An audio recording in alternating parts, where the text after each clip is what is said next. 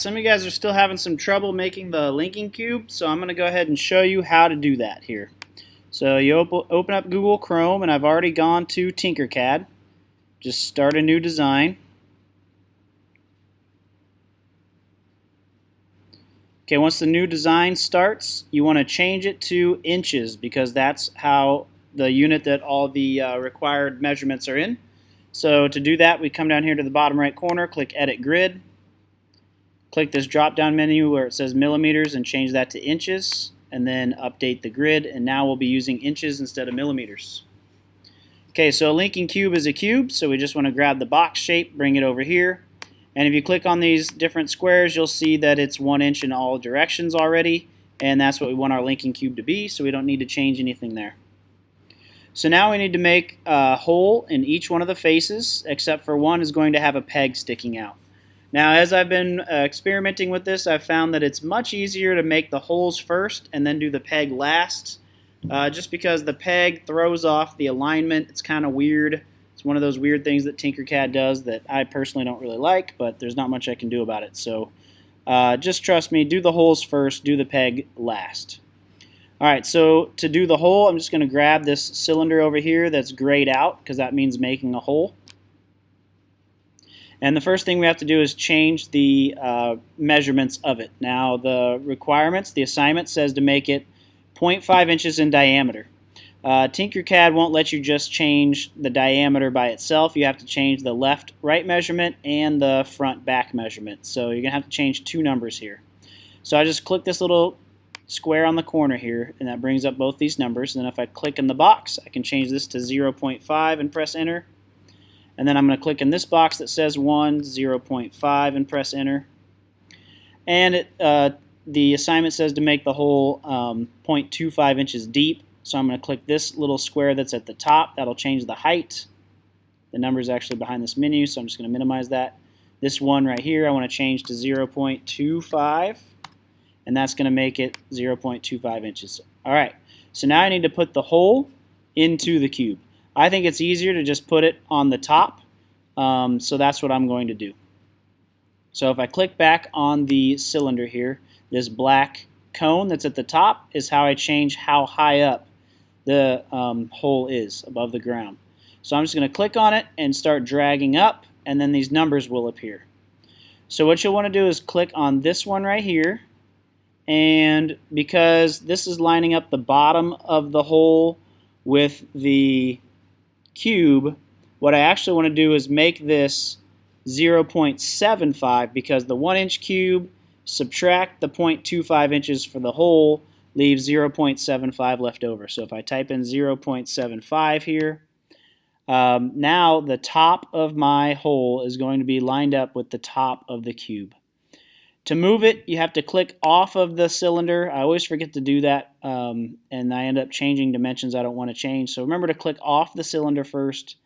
Then once those numbers are gone, you can click it and drag it over here to your cube, and then click off the cube.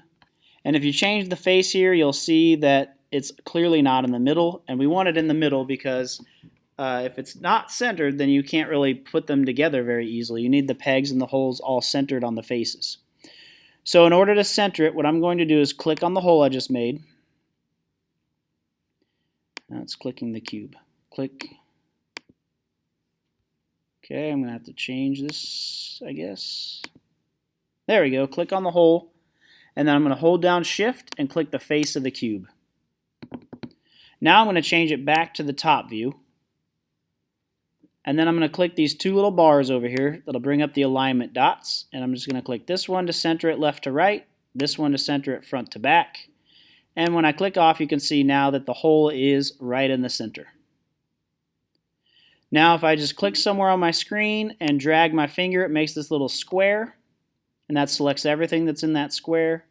And then you want to click this funky little symbol right here. It looks like a square combined with a circle. That means group. Click that, and it makes the whole part of the cube.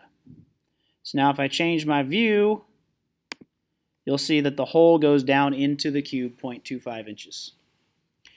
Okay, so to put another hole on there, all I need to do is click on my cube, click this little double arrow back here, Change this to 90 degrees, which will rotate my cube 90 degrees.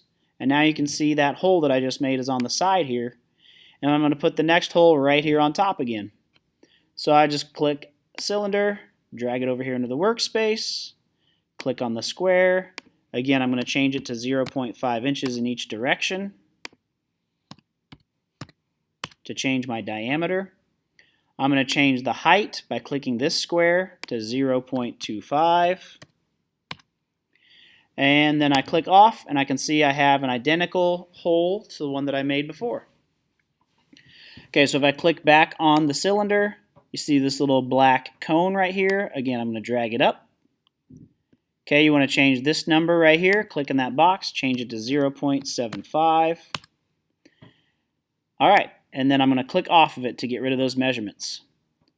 Now I'm going to click the cylinder, drag it to my cube, click off, and you can see obviously it's not centered. So I'm going to click the cylinder, hold down Shift, click the face of the cube, and then click the alignment. And now there's a lot of different icons here, but what you want to do is change to your top view first so that you know you're using the correct alignment dot. So I'm going to center it top to bottom, center it left to right, and then if I click off, you can see it's centered. And so then I'm going to click on my screen, make a square, let go of it, click the little group icon, and now you can see that I've got two identical holes.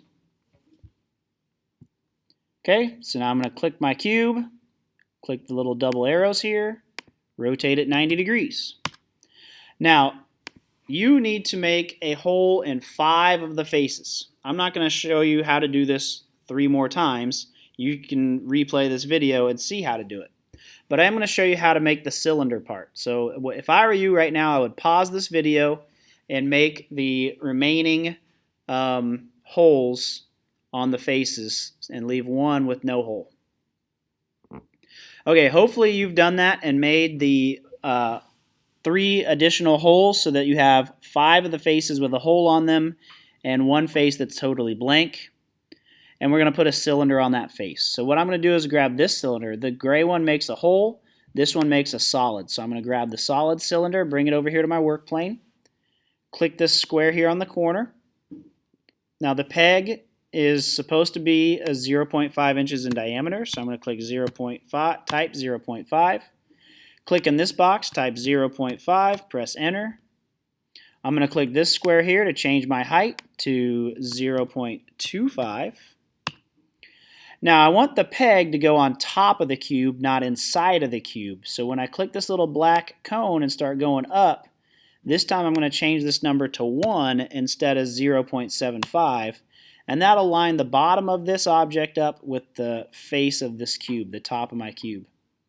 Okay, now to move it, I need to click off. And then I'm going to click my cylinder here, drag it over to my cube. Alright, now I'm going to hold down the Shift button and click the top face of the cube. Change my view to the top view.